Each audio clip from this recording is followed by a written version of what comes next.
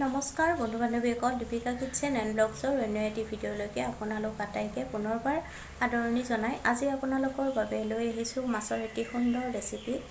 মাছৰ টেঙা, বগৰীৰে বনোৱা মাছৰ টেঙাৰ এই ৰেচিপিটো চাই যদি আপোনালোকে ভাল পায় তেন্তে ভিডিঅ'টোত সদায় নিচিনাকৈ লাইক কৰিব, সময় হ'লে কমেণ্ট কৰিব আৰু যিসকল মোৰ চেনেলত নতুন হয় এতিয়ালৈকে চেনেলটো চাই আছে কিন্তু চেনেলটো ছাবস্ক্ৰাইব কৰি লোৱা নাই তেওঁলোকে চেনেলটো ছাবস্ক্ৰাইব কৰি ল'ব আৰু কাষতে থকা বেল আইকনটো প্ৰেছ কৰি অন কৰি থ'ব, তেতিয়াহে মোৰ আহিবলগীয়া ভিডিঅ'ৰ নটিফিকেশ্যনসমূহ আপোনালোকে পোনপ্ৰথমে পাব।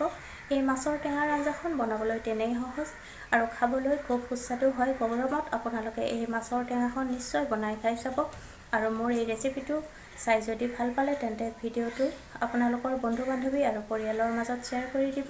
তেন্তে আহকচোন মোৰ পাকঘৰলৈ গৈ এই মাছৰ টেঙাৰ আঞ্জাখন বনোৱা আৰম্ভ কৰোঁ।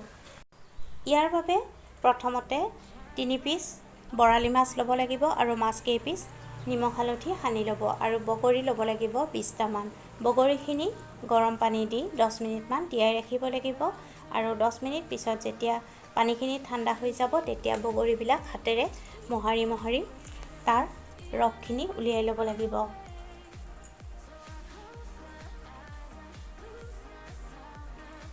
ভালকৈ হাতেৰে মোহাৰি মোহাৰি বগৰীৰ ৰসখিনি উলিয়াই ল'ব।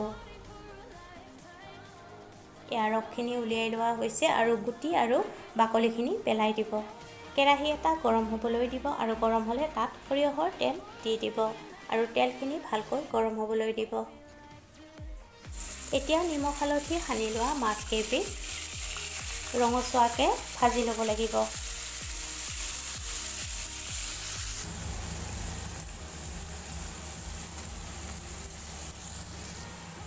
মাছ কেইপিচ ভজা হৈছে, এতিয়া কাঁহী এখনত উলিয়াই ৰাখিব। পুনৰ কেৰাহীটোত অলপমান সৰিয়হৰ তেল দি দিব আৰু তেলখিনি ভালকৈ গৰম হ'বলৈ দিব।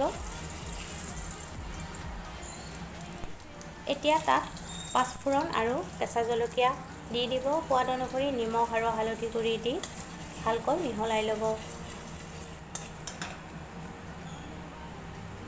এতিয়া বগৰীৰ ৰসখিনি দি দিব লাগিব। বগৰীৰ ৰসখিনি দিয়াৰ পিছত ভালকৈ মিহলাই ল'ব।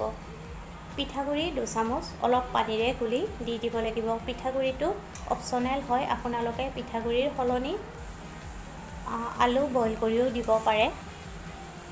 তাৰপিছত ভাজি ৰখা মাছ কেইপিচ দি দিব আৰু মাছ কেইপিচ দিয়াৰ পিছত বিশেষ একো কৰিবলগীয়া নাই। ভালকৈ মিহলাই 5 মিনিটমান উতলোৱাৰ পিছত গেছৰ জুই নুমুৱাই দিব।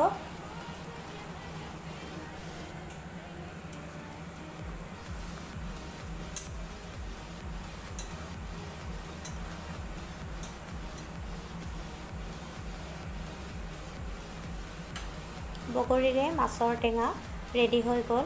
এতিয়া গৰমে গৰমে এই আঞ্জাখন আপোনালোকে ভাতৰ লগত পৰিৱেশন কৰিব। মোৰ এই ৰেচিপিটো চাই যদি ভাল পালে তেন্তে ভিডিঅ'টোত লাইক, কমেণ্ট, শ্বেয়াৰ আৰু চেনেলটো ছাবস্ক্ৰাইব কৰিব। পুনৰ উপস্থিত হ'ম আন এটি ভিডিঅ'ৰ সৈতে। আজিলৈকে আহিলোঁ, ধন্যবাদ।